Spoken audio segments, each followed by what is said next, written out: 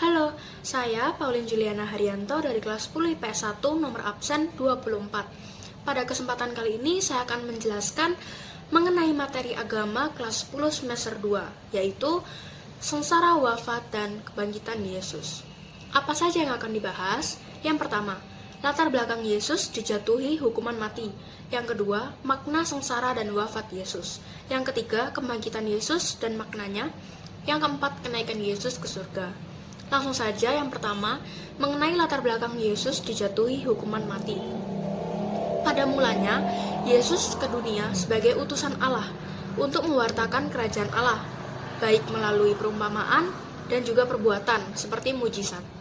Namun, pewartaan Yesus menghadapi banyak perlawanan, baik dari kaum Yahudi seperti kaum Farisi, kaum Saduki, imam-imam kepala, dan Sanhedrin atau mahkamah agama, dan penguasa politik, terutama penjajah Romawi. Oleh karena itu, banyak orang yang berusaha menangkap dan menghukum mati Yesus. Kisah sengsara Yesus sendiri dikisahkan di 4 Injil, yaitu Matius, Markus, Lukas, dan Yohanes, untuk mewartakan makna bahwa Yesus sungguh menderita sengsara dan wafat di kayu salib. Yang melatar belakangi kematian Yesus dalam menjelang penangkapan, pengadilan, dan penyaliban Yesus ada 3 hal, yaitu perayaan Paskah. Perayaan Paskah merupakan perayaan bagi bangsa Israel karena sudah bebas dari Mesir. Perayaan tersebut dilaksanakan selama 7 hari karena digabung dengan perayaan roti tak beragi. Bagi orang-orang yang mau mengikuti perayaan Paskah tersebut harus datang ke Yerusalem. Nah, saat itu Yesus serta murid-murid Yesus datang ke Yerusalem karena ingin mengikuti perayaan Paskah tersebut. Namun di sanalah Yesus mulai ditangkap, diadili, dan diserahkan ke Pontius Pilatus. Yang kedua, pemberontakan terhadap pemerintah Romawi. Biasanya, jika di perayaan Paskah orang Yahudi, pemerintah Romawi itu ada untuk siap siaga terus, untuk menghindari hal-hal yang tidak diinginkan. Nah, kedatangan Yesus dalam mewartakan kerajaan Allah ini bisa menyebabkan bebasnya Palestina dari penjajahan Romawi, seperti yang dilakukan oleh orang-orang Zelot. Maka dari itu, pemerintah Romawi diperalat untuk menyerahkan Yesus kepada Pontius Pilatus dengan tuduhan bisa menimbulkan pemberontakan. Yang ketiga, munculnya Mesias-Mesias palsu. Di Injil sendiri sudah dijelaskan perbedaan antara Yesus dengan orang yang mengaku sebagai Mesias, dan Pontius Pilatus sudah paham akan hal ini. Maka dari itu, Pilatus masih ragu untuk menyalibkan Yesus. Dia masih mempertanyakan hal ini kepada orang banyak, yang mau dibebaskan Yesus atau Barabas. Nah, orang banyak itu memilih Barabas karena Yesus sudah mempermalukan mereka dengan mengusir para pedagang di bait Allah. Maka terjadilah hal itu. Yesus disalibkan. Selanjutnya, makna sengsara dan wafat Yesus. Puncak pewartaan Yesus tentang kerajaan Allah ada pada pengorbanannya di kayu salib untuk menyelamatkan manusia. Pada peristiwa ini juga ditunjukkan bahwa Yesus adalah sungguh manusia dan sungguh Allah. Wafat Yesus bermakna sebagai konsekuensi dari pewartaannya tentang kerajaan Allah.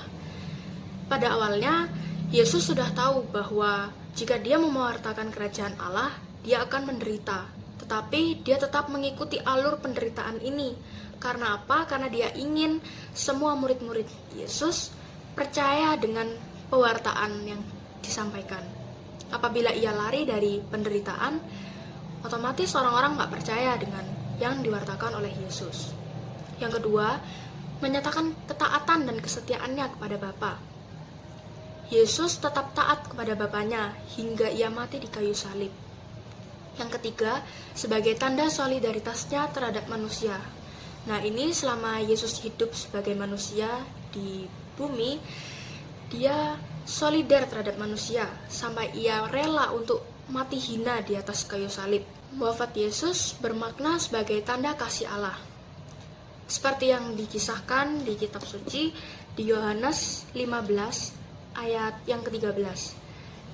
Tidak ada kasih yang lebih besar daripada kasih seseorang yang memberikan nyawanya untuk sahabat-sahabatnya.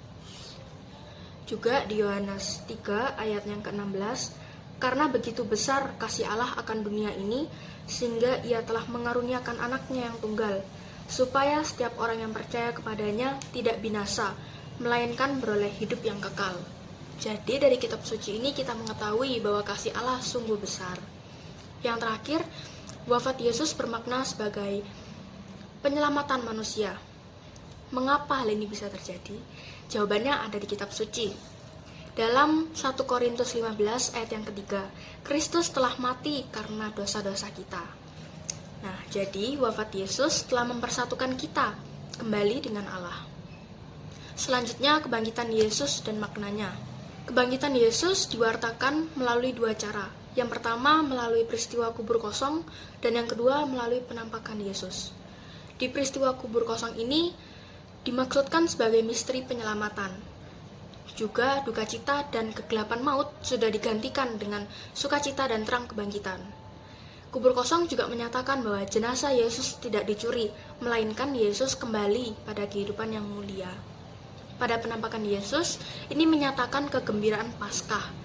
Dan ada 3 unsur pokok penting dalam penampakan Yesus. Yang pertama, prakarsa. Maksudnya, ini Yesus sendiri yang memprakarsai penampakannya. Yang kedua, pengakuan. Maksudnya, Yesus diakui sebagai Yesus dari Nazaret. Yang ketiga, kesaksian. Maksudnya, murid Yesus sendiri yang menjadi saksi bahwa Yesus telah bangkit.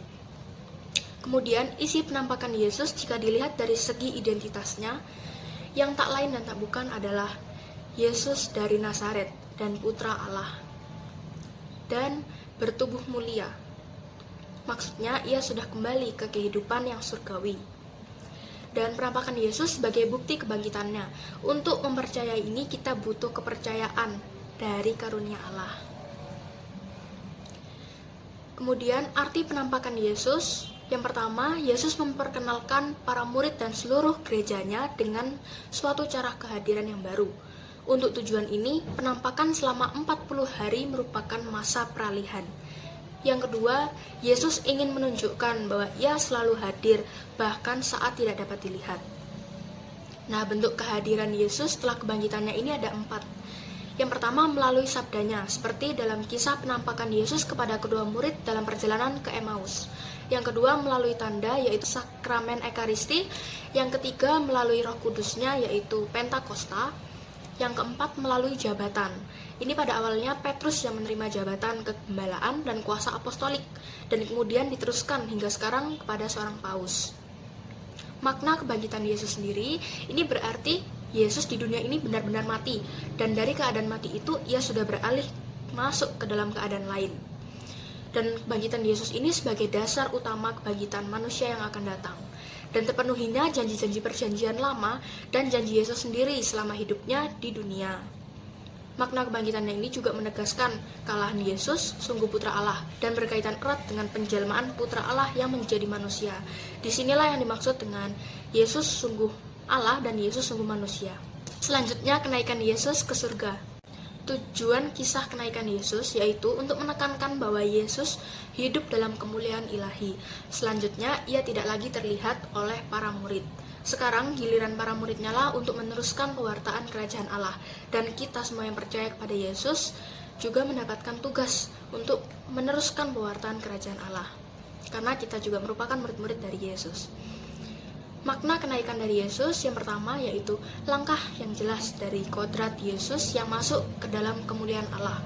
Yang kedua, anggota tubuhnya dapat hidup dalam harapan untuk hidup bersama Dia selamanya. Yang ketiga, ia tanpa henti bertindak sebagai perantara pencurahan Roh Kudusnya atas kita. Yang keempat, menantang kita untuk meyakini bahwa kebaikan dan teranglah yang akan menang. Sekian presentasi dari saya. Semoga apa yang saya paparkan tadi dapat menjadi pembelajaran bagi kita semua. Mohon maaf apabila ada kesalahan kata, dan terima kasih.